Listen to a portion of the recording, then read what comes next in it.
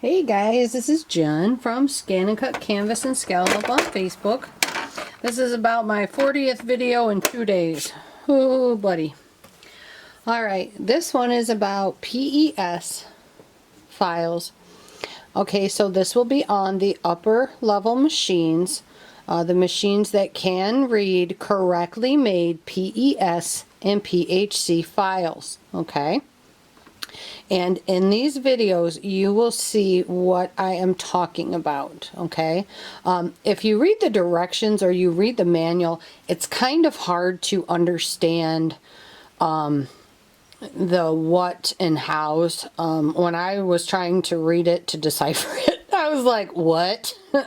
I'm not a direction reader. I cannot read things. I'm one of those, if you give me instructions, yeah, right. I am one that never reads the directions. I just jump in and run. Let's tap on this. This is the cow PES, okay? You have these two symbols here. Well, this one's supposed to make, helps if you could see, huh? Okay. This one's supposed to make lines. This one, yeah, oh, good luck. Okay, good luck with that. Okay, let's push this one. Okay, so it gives you this, gives you the wrench. That only allows you to adjust the units of the cut area. Okay, that's fine. You can resize it, whatever. We're just going to leave that alone for now. All right, in here, it gives you the ability to change all of this. Well, it gives a hard line, an outline, or a stitch file. Let's click on the stitch file once. Okay. Well, in here, this group button comes up. Untick that every single time. So undo that. Let's click set. Okay. Let's start pulling these apart. Oh, they're all attached. Let's come into edit and undo that. Okay. And that's really important. Let's start pulling this apart and see what that one gave us. Well, that one gave us the actual lines of the file, okay? These are actual stitch lines for this particular PES file, okay? So when you blow it up, you can actually see the stitch lines in this one, okay? So we're going to exit out of here. Let's come back in, no retrieve. Let's come back and grab that cow again. Let's hit this one. Okay, let's say we want the outline, because what we want to do is we want to grab an actual cut file. Now, remember, I'm going to say this.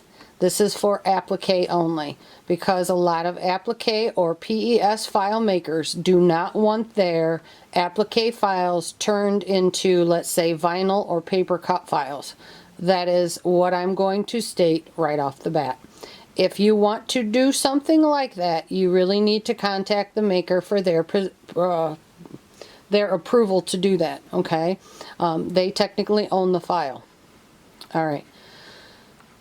So let's click this one. Set. That looks pretty darn good. Let's take a look at it though and see if we see any kind of crazy line. No, that looks perfect. Okay, so that one looked good. And the same thing will be found if you click, oops, hang on, I clicked the wrong daggone button. If you click the other button, okay, let's grab the snowman, Santa now. This one. There are all of these different ones. Let's grab this one first. Let's ungroup this one. Now we're thinking applique file, because we want to applique this. So we need the large pieces of, like, his white beard, his red hat, all of that. Holy cow smacks. Okay, so we have all of these different pieces, but I'm not seeing anything that even resembles pieces of fabric that I can cut. So this is not a good thing. So let's come back out here. And let's try the other one. Let's try the middle one. And I'll show you what happened. Oh, the middle one, this doesn't have anything in it, it looks like. So let's ungroup it. Uh-oh. There is nothing in there. Well, let's try that third one and see what the third one gives us. Let's hit that flower, and I'll show you what it does when you hit the other thing. Let's try this one and see what this gives us. Let's ungroup it. Set. Edit. Ungroup everything. This one looks like it has a little bit more potential. So let's delete. Let's start deleting the stuff we don't want. Look, there's some potential, yes. Okay. You can, if you want to cut something out of that, feel free. I don't feel that brave today. Okay, so there's something I could get out of white. There's something, but you have to understand there's two somethings. So we better take a good look at what the two somethings are. Want to make sure there's no stitch lines. Aha, there isn't. Okay, so in the end, that third file that looked like stitch lines was the one we wanted, because we could come in and delete those stitch lines, and that gave us what we wanted. Okay, but you really had to pick through it to find it. Okay, let me show you now what happens when you select the other one, the other piece. When you select this one, pattern does not contain cutting line data for appliques. Okay, so that's what it says when you try to select that one. Alright, let's come to that cow again.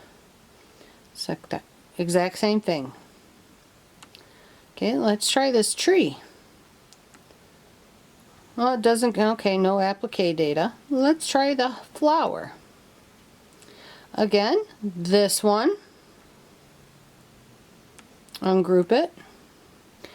That actually does give us lines. Okay. This gives us the background, the inside. Okay.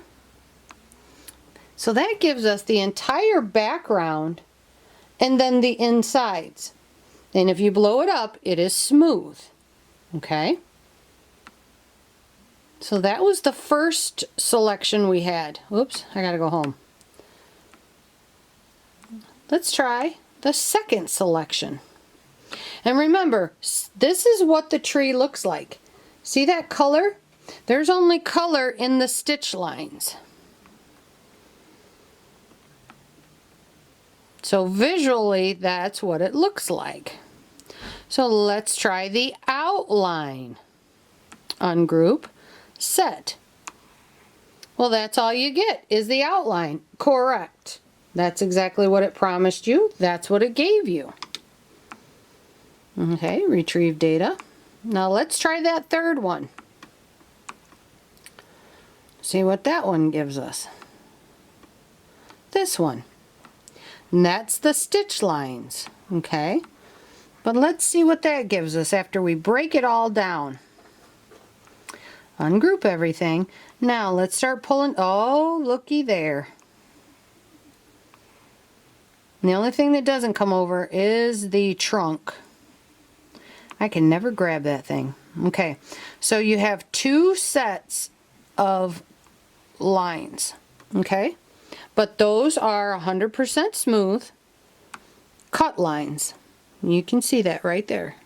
Okay, and you have the two sets of them. Okay, just like our embroidery files are built. So you have the black, thick, heavy stitch lines. Those are actually full stitch lines. And you can see it when I blow it up here and bring it over. This thing takes forever. See the stitches? Okay. But this, this, and this. Okay. So that is how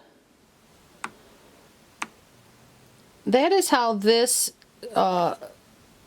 the PES, that's how I have gotten it to work so far. And And that is just pulling a straight PES, not doing any changes to it, and bringing it over Works. Now I am going to pull a file off of my Brother machine, so it will come straight from a Brother 6-needle embroidery machine, and I'm going to put it on this stick, and we're going to pull it up in here and see what happens when I click that button, and see if it will input the applique data for me so that I can use that. Holy cow smacks, that took a while. Oh, I tried looking on my machine for any patterns and couldn't find any, so I had to make one myself. Alright, so here is the infamous little hedgehog that I like. This comes in as a PHC file.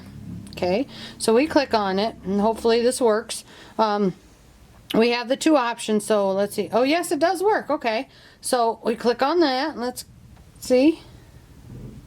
Alright, so now in here we can increase the distance. Okay, so if you want to add the quarter in, or add the 0.04 inches, so you can increase the outline for, let's say, your inflation, okay, for your applique stitching, etc.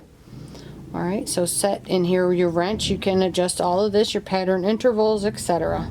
Okay, I can set it. So there is my cut when I go to cut my applique material. Okay, select OK. Then you can come in here and select your cut.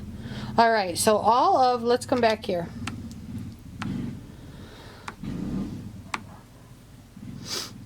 All of these PES files were not created in the Brother programs, okay? They must have been created in, say, Embrilliance or maybe whatever other programs are, but they were not created in a Brother program or from a Brother machine. How do I know that? Because when we click on them and we click on this, it tells us that there is no cutting line data, okay, in that file.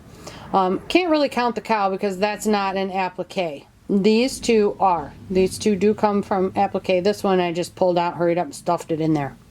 But this one was not originally from a Brother program or from a machine.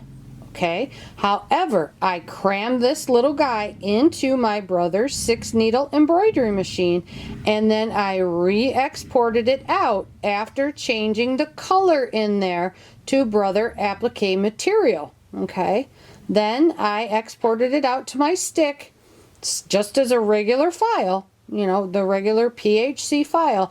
Stuck the stick in my machine. This came up. I clicked it. Lo and behold, I hit the line data and this came up. And then I am allowed to set that. Okay, let's see if it'll do it. Yeah, so it even does the negative. So it allows you to have the negative offset too, if you choose. Okay, but most people want the positive. Can you press and hold? Yeah. Most people want that positive offset because they want to get their applique material cut. Okay. Okay, so let's change this. Let's change this to millimeters. Okay.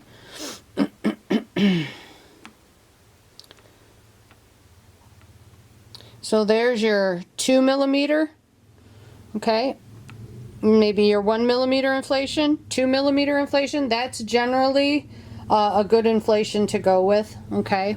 Most machines will tolerate that. Some machines are so awful, like my old 770.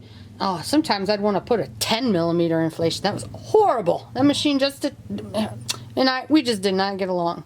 Okay, so then you can go through and cut it. All right. Okay, guys. So hopefully that helps you to be able to better understand what that PES is and does, and what those little buttons, what these, the two little buttons are when you go to use your PES files or your PHC files. Understand, if you push this, that's because it needs that Brother program or that Brother machine to create that. If not, you can try to fish out some lines from in here based on these three things, but understand that when you use this, make sure that the color is on there.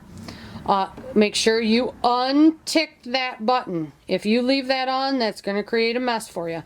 Untick that, set it, pull it in. Make sure you come to your edit, click off of all of them. Then that's going to allow you to pull things apart, okay? But I highly suggest and recommend that you play around with this, okay? Because you've seen in the different ones I had, they all pretty much gave me a different result in the 3 different ones that I had, okay? But 2, I also threw in that cow as a little trickster, okay? Because that truthfully was not an applique file. That was just a stitch file, okay? But it still came up and gave me the outline, so it still captured the outline for me, all right? Okay, so hopefully this video helps you guys that are using it. If you get really totally confused and all that good stuff, just stick with the changing it to your FCM or doing it the way that you always have. Okay, guys? If you have any questions on that, I do have videos on utilizing Embrilliance, utilizing a Brother machine, and also a video showing you how to utilize Sew Up Pro. Alright guys, if you have any questions, you can find me at ScanNCut Canvas and Scal Help on Facebook. Thanks guys.